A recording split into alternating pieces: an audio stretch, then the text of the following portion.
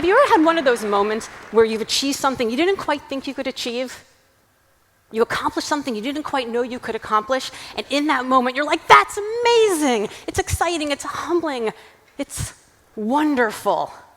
The work you did opened more doors than you ever thought possible, and as you peeked through those doors of what could be, you thought to yourself, I think I want more.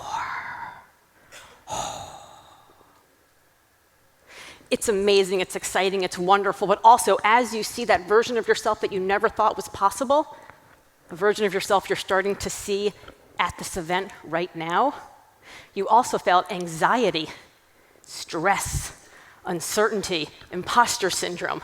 It's wonderful, but it's also kind of hell, right?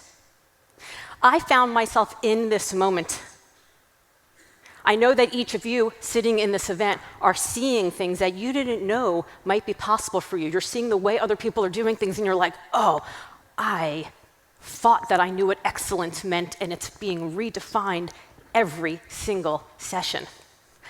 I like to call this space Wonder Hell. And Wonder Hell is the space where the burden of your potential walks in, unpacks its little backpack, and goes, hey, what you got for me, huh? How are you going to do this vision, this future, this potential that you have? Are you going to live into this newfound you that you didn't even realize existed last week, last month, or last year? Because ego has entered the chat. Now, this phone call from David was the first time I'd experienced Wonder Hell, but it certainly wouldn't be the last. In fact, the very book that Engage has been so generous to provide for each and every one of you exists because when my last book came out, I had done so much work to get that book out.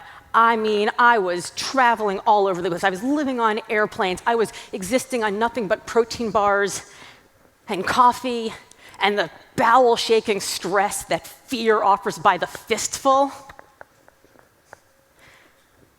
And then the book came out. Now, the night before the book came out, I had been opening at a keynote for Malala. Like Malala, Malala. And I see, by the way, if you're looking at me, you're like, oh, she seems like she's got her shit together. I see Malala across the green room, and she's there with her guards, with their Uzis, and I was like, I gotta talk to her. It's Malala. So I'm like, you're amazing, you're exciting, you're such an idol. I have to say something. And I'm rehearsing all the things that I'm going to say to her. And then I get to her, and she's wearing the most unbelievable pair of red suede Giovanni Rossi pumps. And I was like, you have nice shoes. That was my moment with Malala.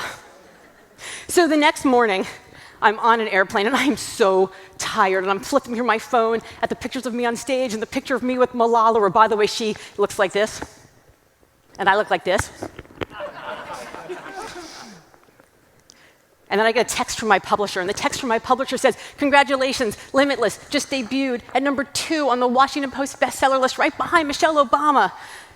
And I was so exhausted from what it took to get that book out that I'd left my humility somewhere back in the airport waiting lounge, and all I could think of was, how do you get to be #1?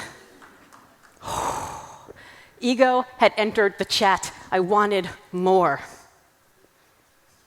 It's a similar feeling that you get when you have just done the wedding of your dreams. You have just done more than you have ever thought you could possibly do. And then Brian Raffinelli, I'm going to pick on you because you're my friend, he has this wedding that takes over and breaks the internet. And you're like, man! But also, oh, I didn't know that was possible.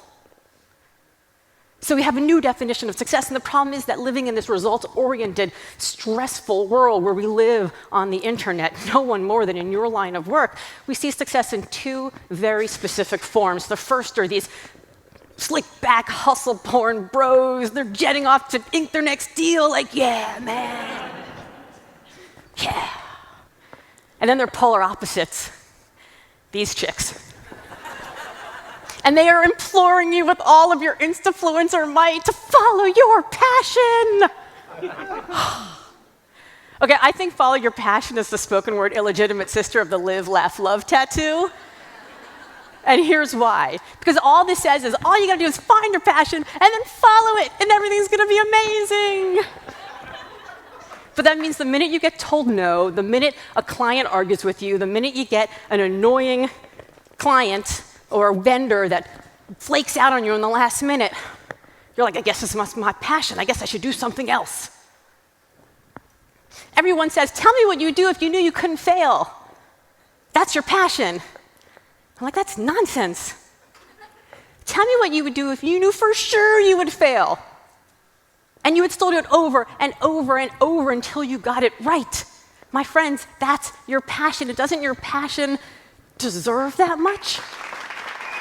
So neither of those definitions worked for me, and I'm guessing neither one of those definitions would work for you. I spent 20 years in executive search, trying to find the most successful people in the world and recruiting them away on behalf of my clients. And what I learned, you think the job sounds kind of hard, call the most successful people in the world and recruit them away, but it's not that hard because despite all this success, which is why I called them, they weren't very happy, which was they all called me back.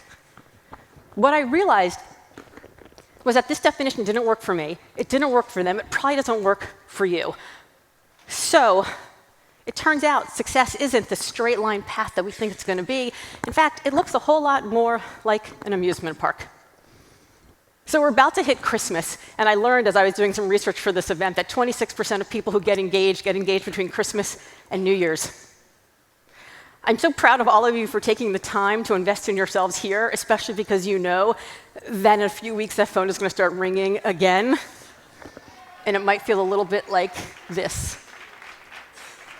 So when I found myself in this place where I was like, oh, limitless, just debuted, and now I suddenly have this bigger hunger. What am I going to do? I went on a pilgrimage. And my own journey took me to 3 different places. The first was Imposter Town, where I didn't even know, is it okay for me to have these big dreams? Am I allowed to have these goals? Well, I don't know. Who am I to want to do this thing? The second was Doubtsville, where the only thing I knew for sure was that I knew nothing for sure, and that every new level seemed to bring a new devil. And then lastly, Burnout City, where I just didn't even know if I was going to make it past the next big thing. How many times have you said, oh, we just got to get through this event and everything will be fine?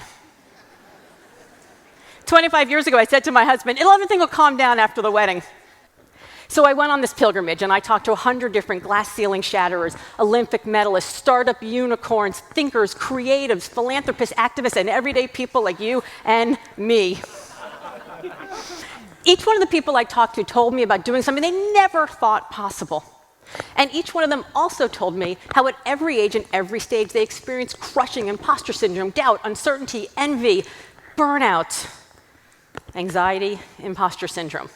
But each one of them made it to the other side and the better for it. So today, I'm going to take you into each of the 3 towns of Wonder Hell. And I'm going to tell you a story from one person who I interviewed in each of those towns, and I'm going to tell you the lesson that I learned from them. And these are stories that I picked out especially for you. There are 15 rides in Wonder Hell. There are QR codes at the bottom of some of these slides. You're welcome to go on. You'll see a little quiz you can take. We'll tell you exactly which ride you're on and what's coming next. But I would also encourage you at lunch that there's also some questions there that you might want to have conversations with your table mates, your alphabetical order table mates. So how does that game plan sound? Good? Okay.